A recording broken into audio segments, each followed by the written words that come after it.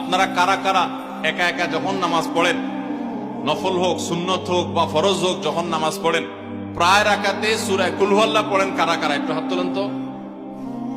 আচ্ছা, হাত নামান। খুশি হইয়া হাত তুলছেন, মনে করছেন প্রশংসা পাবেন। প্রশংসা না, বরং একটা বদনাম পাওয়ার ভয় আছে। সূরা ইখলাস, এটাকে আমরা সাধারণত কুল হুয়াল্লাহ সূরা বলি, তাই না? ইখলাস মানেটা কি? আমরা যেহেতু এই সূরাগুলো নামাজের মধ্যে সবচেয়ে বেশি পাঠ করি, ঠিক না বেঠিক? এই সূরাগুলো অর্থাৎ শেষের দিককার সূরাগুলো আমরা যেহেতু বেশি নামাজের মধ্যে পাঠ করি, এই সূরাগুলোর অর্থ যদি আমি জানি, ব্যাখ্যা যদি আমি জানি, তাহলে নামাজের মধ্যে মনোযোগ ধরে রাখা সহজ হবে। কারণ আপনি মুখে কি পড়তেছেন আপনি যে অর্থ বুঝেন না, মন্ত্রের মতো পাঠ করতেছেন, যদিও না বুঝে পড়লেও আপনি সওয়াব পাবেন, কিন্তু না বুঝে পড়লে তো আর এই কোরআনে আল্লাহ কি বলেছে এটা আপনি জানতে পারবেন না, না জানলে সে অনুযায়ী আপনি আমলও করতে পারবেন না। এজন্য আমাদেরকে বুঝতে হবে। এজন্য সূরা ইখলাস সম্পর্কে আমরা জানি, ইখলাস এই সূরার নাম। সূরার নাম হলো সূরাতুল ইখলাস বা ইখলাসের সূরা। ইখলাস শব্দের একটা অর্থ হলো পিওর করা, খাঁটি করা। তার মানে আমাদের ইবাদতটা শুধু আল্লাহর জন্য হবে, খাঁটি হবে, এখানে কোনো ভেজাল অন্য কারোর জন্য সেটা হবে না। আমাদের দোয়াগুলো সব শুধু আল্লাহর জন্য হবে, খাঁটি এবং ফ্রেশ ভাবে আল্লাহর জন্য নিবেদন করবো, সাথে আর কারোর সেখানে শরীক করব না। এই জন্য এই সূরার নাম ইখলাস, যে এই সূরার মধ্যে আল্লাহর ইবাদত, একত্ববাদ, তাওহীদ, এটাকে খাঁটি করবার নির্দেশ দেওয়া হয়েছে। আল্লাহর কোনো শরীক নাই, এই জন্য এটাকে সূরা ইখলাস বলা হয়েছে, খাঁটি করার সূরা, ঈমানকে বিশুদ্ধ করা, তাওহীদকে ঠিক করার সূরা। একইভাবে ইখলাসের আরো বিভিন্ন অর্থ এবং বিভিন্ন ব্যাখ্যা আছে, আমরা শুধু এইটুকু বলি। এরপর আসা যাক সূরা কুল হুয়াল্লাহ। কেন আল্লাহ তাআলা এই সূরাটা নাজিল করলেন? কোরআনে কারীমের বিভিন্ন সূরা, বিভিন্ন আয়াত নাজিলের প্রেক্ষাপট আছে, যেটাকে শানে নুজুল বলা হয়।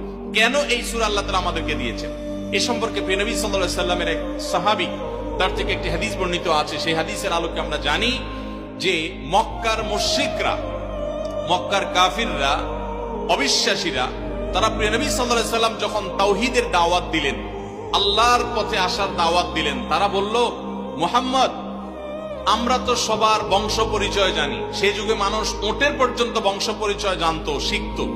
তো নবী সাল্লাল্লাহু আলাইহি সাল্লামকে তারা জিজ্ঞাসা করেছে, মুহাম্মদ, তোমার যে আল্লাহর কথা বলো, ঈমান আনার জন্য বলো, তোমার আল্লাহর বংশ পরিচয়টা একটু আমাদেরকে জানাও। মক্কার মুশরিকদের এরকম হাস্যকর দাবি শোনার পর প্রিয় নবী সাল্লাল্লাহু আলাইহি সাল্লামের প্রতি আল্লাহ তাআলা এই সূরা নাজিল করে তাদের এই প্রশ্নটা যে অবান্তর, আল্লাহ তাআলার যে কোনো বংশ পরিচয় নাই, আল্লাহর যে কোনো জন্মদাতা নাই, তিনি যে কোনো জন্মদাতার মুখাপেক্ষী নন, সে বিষয়টাকে আল্লাহ তাআলা বিশদভাবে এই সূরাতে বিবৃত করেছেন, বর্ণনা দিয়েছেন। এই জন্য ওই প্রেক্ষিতে এই সূরাটা নাজিল হয়েছে।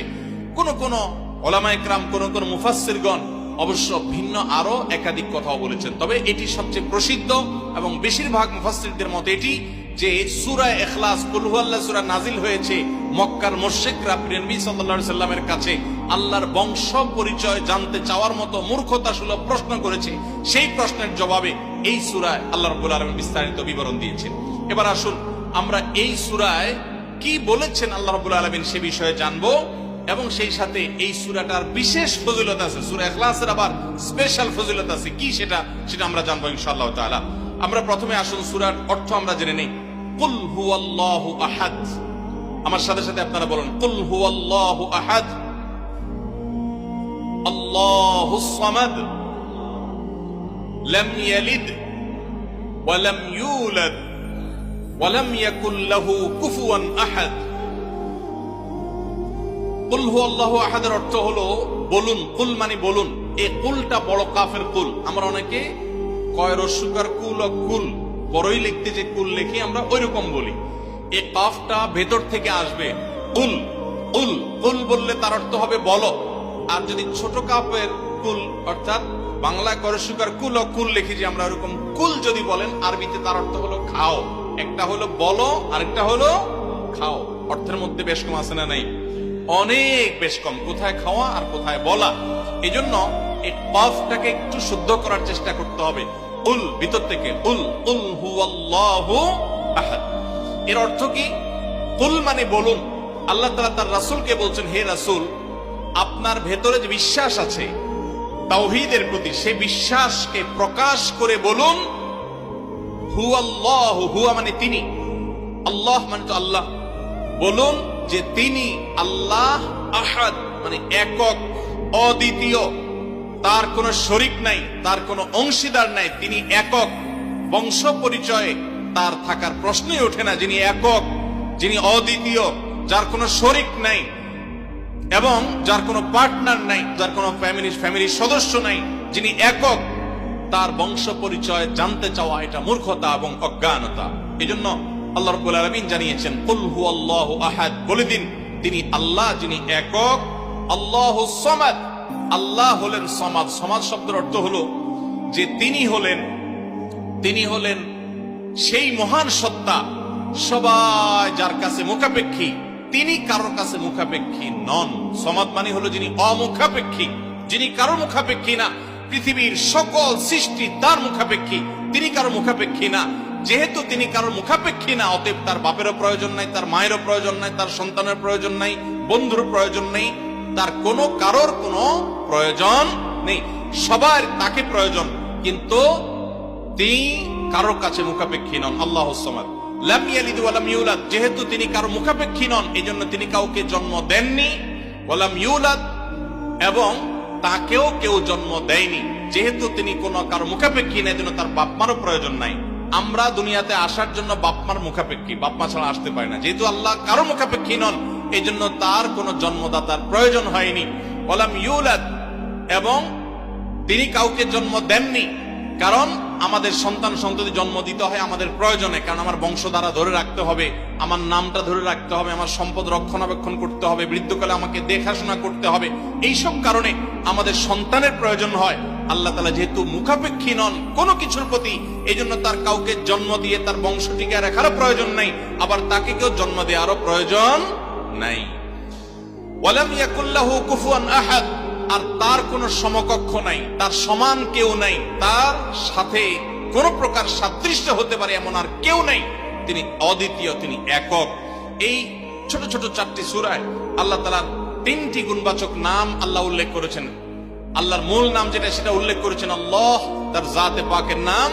আর এর পাশাপাশি আরো 2টি গুণবাচক নাম উল্লেখ করেছেন। এক হলো আহাদ, মানে একক, এটা আল্লাহর গুণবাচক নাম। আর একটা হলো সমাদ, এটাও আল্লাহর গুণবাচক নাম। এই নামগুলো আল্লাহ তাআলা উল্লেখ করেছেন। এই যে সূরাটা, সূরা ইখলাস আমরা জানলাম, এর অর্থ আমরা শুনলাম। এই সূরার ফজিলত কি? 3টা ফজিলত আপনারা শুনেন। 1 নম্বর, নবী করিম সাল্লাল্লাহু আলাইহি সাল্লাম বলেছেন, এই সূরা ইখলাস এটা হলো কোরআনে কারীমের 3 ভাগের 1 ভাগ। বলেন সুবহানাল্লাহ। সূরা ইখলাস বা কুল হুয়াল্লাহ সূরাটা হলো কোরআনে কারীমের কয় ভাগের 1 ভাগ? 3 ভাগের 1 ভাগ। 3 ভাগের 1 ভাগের মানে কি? এই সম্পর্কে কোন তাফসীরবিদগণ বলেছেন, এর মানে হলো গোটা কোরআনে আল্লাহ তাআলা মৌলিকভাবে 3টা বিষয়ের আলোচনা করেছেন। কয়টা বিষয়? এই পুরো কোরআন জুড়ে আল্লাহ তাআলা আলোচনা করেছেন কয়টা বিষয়ে? 3টা বিষয়। নাম্বার 1 তাওহীদ, একত্ববাদ, ঈমান সম্পর্কে। নাম্বার 2 আখবার, বিভিন্ন জাতি গোষ্ঠীর ইতিহাস আল্লাহ এখানে আলোচনা করেছেন। নাম্বার 3 এই কোরআন আল্লাহ তাআলা আলোচনা করেছেন আহকাম বা বিধিবিধান। ঈমানটা মানুষের, বিশ্বাসটা মানুষের সবচেয়ে গুরুত্বপূর্ণ। বিশ্বাস মানুষকে পরিচালনা করে, জন্য কোরআনে এটার আলোচনা সবচেয়ে বেশি। এরপর ইতিহাসের আলোচনা মানুষের অনেক বেশি প্রয়োজন শিক্ষা গ্রহণ করবার জন্য পূর্বের ঘটনাবলী থেকে, সেজন্য সেগুলাও আছে। আর 3 নম্বর বিধিবিধান, মানুষ কিভাবে চললে কোন দিকে গেলে লাভ হবে, কোথায় গেলে ক্ষতি হবে, সে হালাল হারামের বিবরণ কোরআনে আছে। 3টা বিষয়ের আলোচনার মধ্যে একটা হলো তাওহীদ বা ঈমান।